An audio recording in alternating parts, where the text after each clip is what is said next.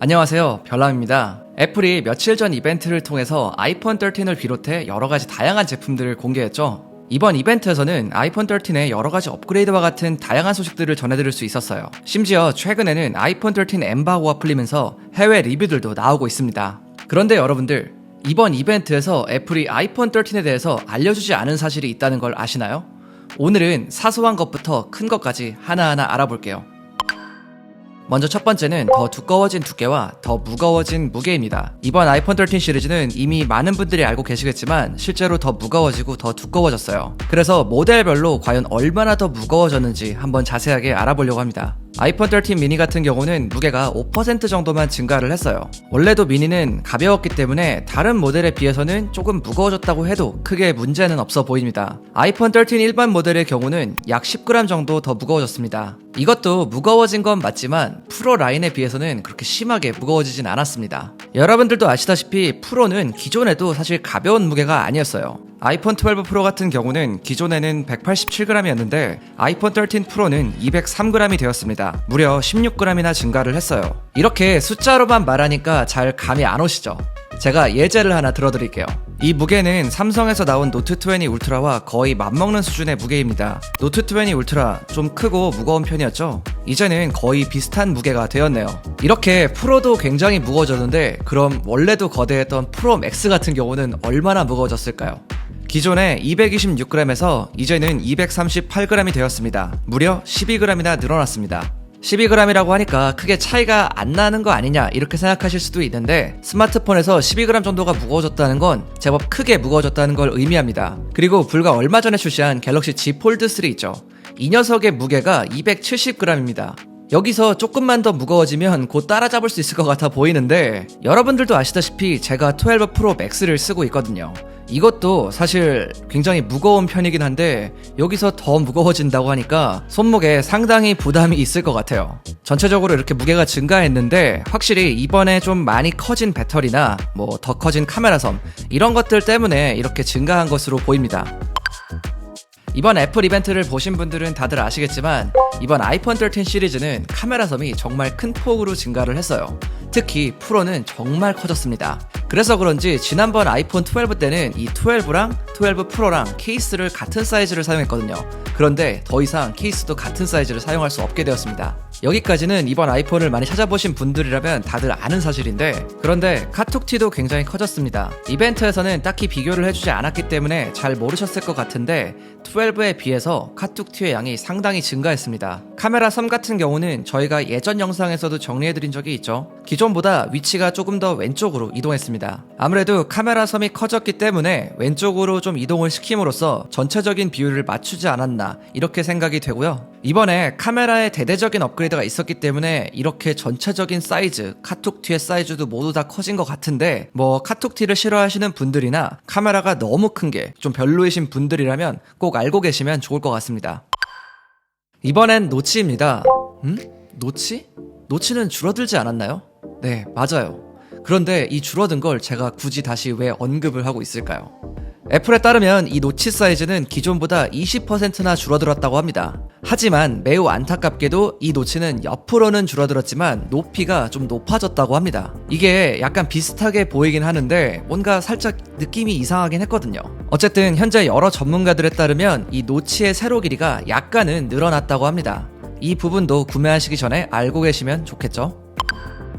이번 아이폰의 가장 중점적인 업그레이드 중 하나가 바로 카메라였죠. 그 중에서도 특히 애플이 오랜 시간 동안 공을 들여 만든 게 바로 시네마틱 촬영이라고 합니다. 이 시네마틱 촬영은 마치 영화처럼 초점 전환을 할 수 있게 해주는 기능인데요. 원하는 부분에 초점을 맞추면 나머지 부분은 자연스럽게 아웃포커싱을 해주는 기능입니다. 저는 이런 기능을 스마트폰에서 정말 처음 보는데 간단하게 말하자면 일반인들도 전문가들처럼 멋진 영상을 촬영할 수 있게 해주는 기능이라고 생각하시면 됩니다. 그런데 애플에서 알려주지 않은 사실이 한 가지가 있어요.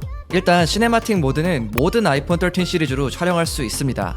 하지만 그 화질에 제한이 있어요. 바로 1080p의 30프레임에서만 촬영이 가능합니다.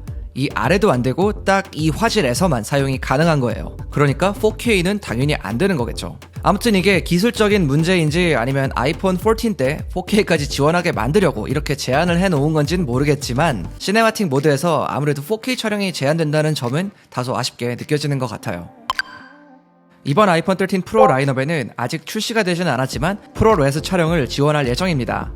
좀 아쉬운 점으로는 일반 모델에서는 촬영이 안 된다는 점이겠죠. 프로레스 같은 경우는 전문가들이 쓰는 고품질의 코덱을 말하는 건데요. 이걸로 촬영을 할 수 있다는 건 굉장히 좋은 거긴 하지만 여기에도 조금은 아쉬운 점이 있더라고요.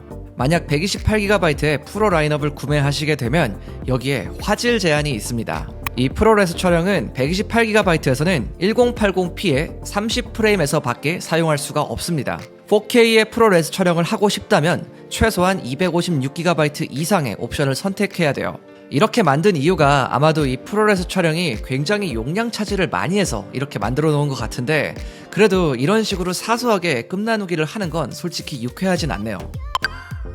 이번 아이폰도 램에 대해서 궁금하신 분들이 굉장히 많으실 텐데요. 역시나 항상 그래왔듯이 애플에서 램을 따로 알려주진 않았습니다. 램의 업그레이드를 기대하시는 분들도 많으시겠지만 매우 아쉽게도 아이폰 12 시리즈와 동일한 사이즈의 램이 들어갔습니다. 그래서 일반 라인업은 4GB, 프로 라인업은 6GB의 램이 들어갔습니다. 물론 애플의 최적화가 워낙 좋기 때문에 램 사이즈가 동일하다고 해서 딱히 문제가 될 것 같지는 않아요. 그런데 제가 이번 이벤트를 보면서 좀 CPU에서 의아한 부분이 있더라고요.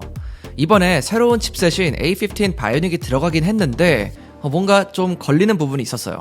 보통 애플은 작년 모델보다 얼마나 빨라졌다 이런 식으로 설명을 했었는데 이번 해에는 타사 경쟁 모델들보다 50% 정도 빠르다 이런 식으로 설명을 했거든요. 제가 봤을 때 이런 부분은 아무래도 그만큼 전작 대비 눈에 띄는 성능 발전이 없다는 걸 말해주는 것 같습니다. 물론 이번 해는 뉴럴 엔진이나 여러 다른 부분에서 내실을 다지는 해였다고 평가하는 분위기지만 솔직히 CPU의 성능은 크게 발전하지는 않은 것 같아요. 한편 GPU에는 제법 큰 발전이 있었습니다.